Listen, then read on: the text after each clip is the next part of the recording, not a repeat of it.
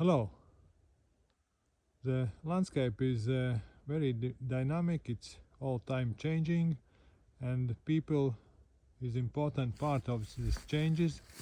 This alley of the linden trees, some maybe 30, 50 years ago, was the alley to this house place. Today the house doesn't exist. Only around is agriculture fields. And this is some kind of landmark. This alley is old road, nobody drives today, but it's still a sign. Old past time when people lived in countryside and drive by horses probably here. This is a very narrow, it's a horse road.